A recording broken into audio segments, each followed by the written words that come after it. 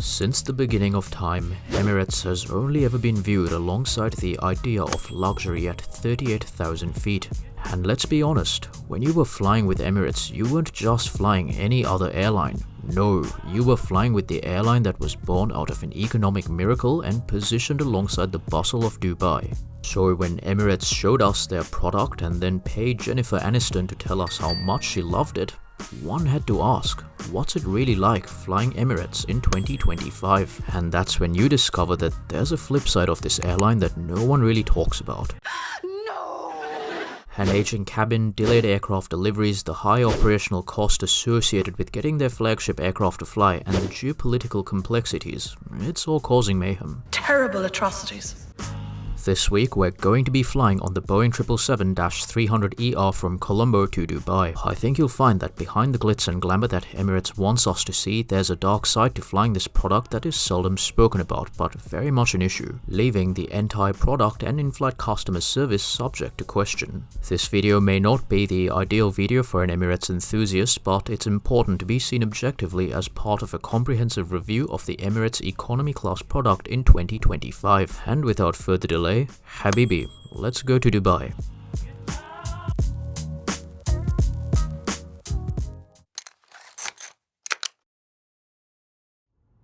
So one of the things that I promised myself was that I wasn't going to reference Etihad in this video, but yeah, it's almost impossible for me to do this review without drawing parallels to neighboring Etihad. But just so you know, I tried my best to not bring this up. I kept it as long as I could. So here's the deal. Middle Eastern airlines do cabin bags a little differently. While most airlines allow you to carry a personal bag in addition to your hand luggage, Middle Eastern airlines have a pretty strict one cabin bag policy. And when I brought this up in my Etihad video, a viewer pointed out that it's because Middle Eastern airlines have one of the most generous baggage allowances in the world. And I used to believe this for a very long time. Yeah, I believe everything everyone tells me anywhere. Eventually, I realized this wasn't actually true. However, it also seems like it's more of a discretionary procedure rather than a hard rule. The authority for this is whoever checks you in, so I guess there's no harm in asking, right? Am I allowed to take a smaller bag and my backpack on board, or is it just one bag that I'm allowed to take?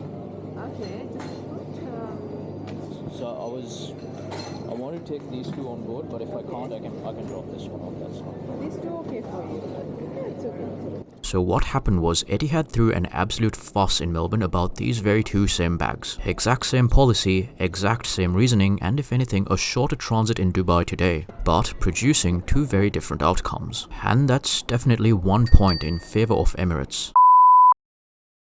Alright, so what can I say about the Emirates check-in experience? Slowest thing on earth, but the staff, extremely friendly.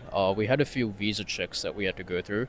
And I'm traveling with my mom, so 2 different passports, different visa requirements, whole shenanigans. But in the end, it was done. It's just that I wish there was more staff that were kind of around the terminal who could tell people that there's a separate queue for online check-in, because I think that's where they really mucked up. But besides that, check-in was alright.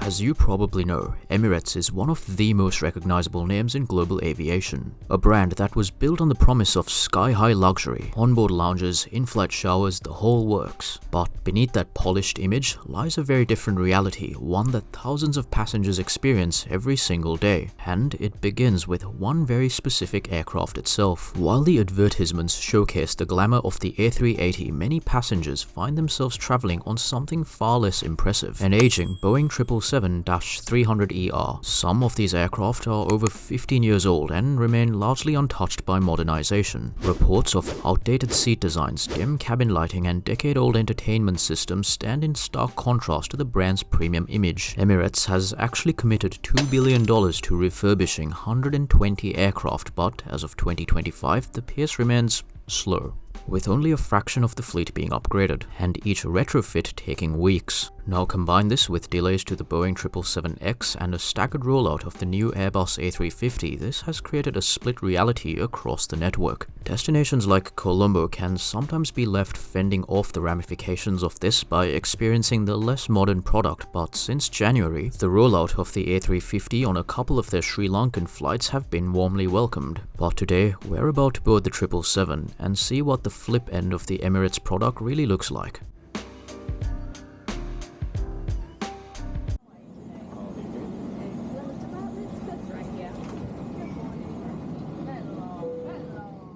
This business class product is frequently ranked as the worst business class product in the airline. Now I guess if someone wasn't, super big on planes, bought a business class ticket without ever taking note of the aircraft type on their ticket, this would break your heart. But there is a way to circumvent this. When you book with Emirates and want to avoid everything that we're about to go through, just make sure your ticket says this instead of this. Yep, you can thank me later. Now onwards to economy, the first thing to keep in mind is that the cabin is subdivided into 3 sections. Rows 17 to 21 have a smaller cabin which is designed for a little more privacy because you aren't sharing it with as many passengers. 24 to 50 on the other hand are split across 2 cabins which are much larger in size. The aircraft today is 12.5 years old, it's definitely on the older end of the spectrum. And our seat this morning is 18 Alpha, and just be warned that it's missing one window, so you kinda have to lean forward to get a good view. Now seat pitch-wise, the seat is fairly standard across the board with 32 inches. However, at 17 inches of width, it's got one of the worst levels of comfort compared to its peers. Your seat comes powered with ice, like the entertainment system ice, not this ice, and a tray table that extends outwards. You also get a coat hook, audio jack, headphones, power outlets, a pillow, and a blanket. The cabin crew spent a lot of the boarding process checking in on families with kids and making sure that they were comfortable. Another fascinating thing, or well, at least something I found fascinating, is that the Emirates safety video was designed purely to spite other airlines. There was a very subtle dig at the airlines that stage airplane safety videos on literally anything that's not a plane. It was introduced as a no-nonsense safety video, and yeah, I guess I can kinda get behind that. One really good thing about this product is that menu cards are available even in economy class. Now given that boarding was efficiently run, we were all seated well ahead of pushback. A very warm welcome aboard our flight departing for Dubai International. We have everyone aboard. We're just waiting for closure of the last cabin door up front, and once that's done, we'll get a pushback and start clearance for departure off runway 22 here from Colombo. After getting airborne, we expect to make a couple of right hands.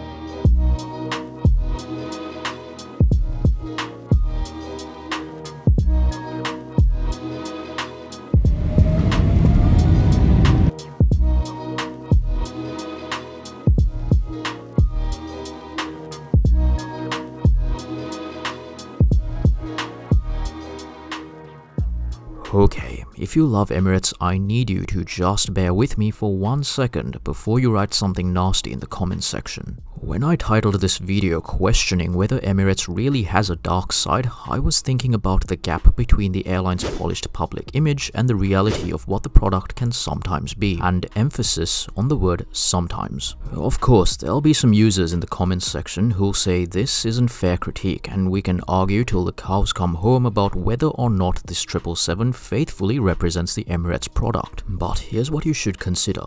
This plane is being deployed to some of the most important markets for the Emirates network. This seat wasn't comfortable, and I'm not just saying this as like some ultra jacked 6'4" guy, I'm just a 5'7" fella trying to fly to Dubai. You'll also realize that the ICE entertainment system on their 777 is actually different to what's available on their A350 and 380, both in terms of selection and quality. The touchscreen was mostly responsive, but not always immediate. There was an empty row right in front of us, and I was about to ditch my mum for it, but some absolute NPC just kinda swooped in and grabbed it the moment we took off. That essentially killed my chances of being even remotely comfortable on this flight, and maybe I should have acted sooner, but yeah, this one's on me. Laugh it up!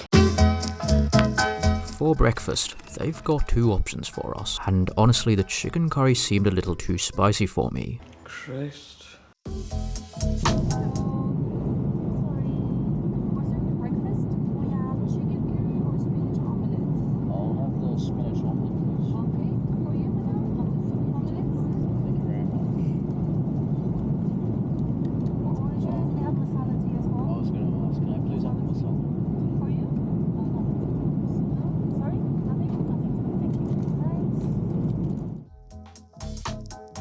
Now to start, and even though I had this off as a finisher, fresh seasonal fruit, and since mom is deathly allergic to pineapples, I think I'll help myself to hers as well. Now the first impression that I had of the main course was, wow, I certainly thought it was a fantastic hearty breakfast. I have seen the face of God. I think everything on the breakfast plate really complemented each other, specifically when you add this with baked beans and sausages. I also thought it was really well presented and put together, and sometimes a simple offering like eggs and sausages can really make a huge difference. Now there were two things that really stuck out to me from the food and beverage menu, and the first one was that they had pav, which I learnt was an Indian style of bread. And secondly, as you probably heard, they also had masala chai. Now I think the availability of both these options was designed largely to cater to the palate of people from the subcontinent, and maybe isn't perhaps what you'd see on a normal flight to Sri Lanka, because in fairness neither of these items are Sri Lankan offerings, but they still give the menu some diversity. And conclusively, as far as breakfast went, I was thoroughly satisfied. I couldn't have asked for a better in-flight breakfast, and the masala chai to wash it all down was a real treat.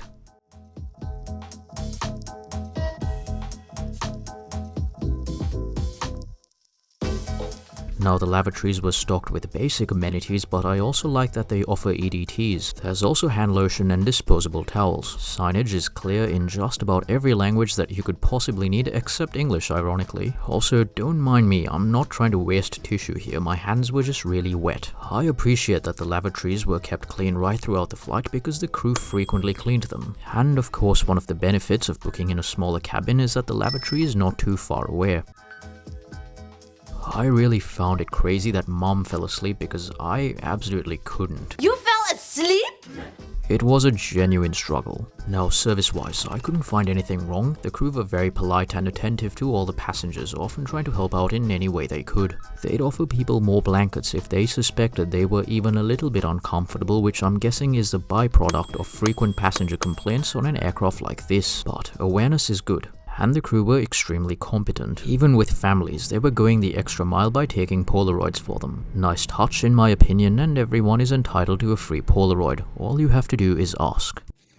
Now, as I mentioned earlier, the ice on this plane is leaps and strides behind the ice on their other planes with a different content library. The difference isn't huge though, and the main distinction is mostly to do with the interface. Emirates releases new ice offerings frequently, and this changes seasonally, but offerings like live television is probably the main selling point. And in theory, I guess since the I stands for information, that's probably something that you'd kinda expect anyway. I still think this is one of the best and most competitive entertainment systems flying around. Now, according to Emirates, they have free Wi-Fi on board, but all my attempts to access the network failed. I'm assuming that this is something that we can attribute to the age of this plane rather than a system issue that's universal to the airline. Unfortunately, I can't provide a score for a system that doesn't function.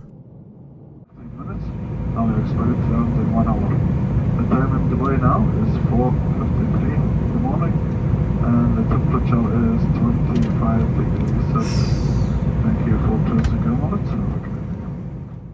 Saying that the A350 is far ahead of the 777 is not a fictitious claim, and in an upcoming video we're going to take a look at why exactly this is the case. I also want to talk about the history of Emirates because that's a story in itself. But for now, let's address the elephant in the room. You probably clicked this video trying to suss out whether Emirates has a dark side to it, and the answer to this question is yes, but also no. Let me explain. The footage that I showed you at the start of this video revolves around the A380 flagship product, so when you fly the 777 expecting this, then you're about to be severely disappointed. However, there's a side to Emirates that I really want you to experience, and that's the in-flight customer service and catering. Yup, so essentially the soft product. And the other thing that's worth mentioning is that all the limitations of this product won't last for long. Emirates has placed an order for a whopping 205 birds, due to take over the likes of what we're flying on today. Now the only issue is when this will happen. But of course Emirates is a forward-thinking airline, so of course they weren't going to wait around sitting for Boeing to get their act together. They've already started refitting their planes, and I envision there's a good chance that even though your plane might be physically dated, it'll have a brand new interior that is designed for today's traveler. I still think the airline does extremely well, and I wouldn't bat an eyelid to choose them over Etihad any day of the week. I was mainly impressed by the ground handling agent, the in-flight customer service, and the catering aspects of this flight. I'd actually say that the customer service alone is enough to keep me engaged with the airline. The only setback, of course, is the actual discomfort of the seat and the dated hard product. Not at all a good look for an airline that wants to convince its customers that it operates a young fleet.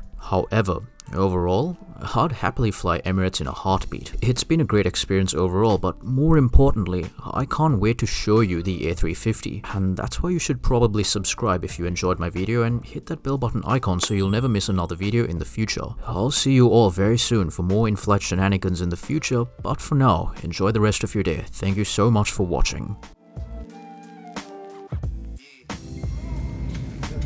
Cabin crew, please close the doors.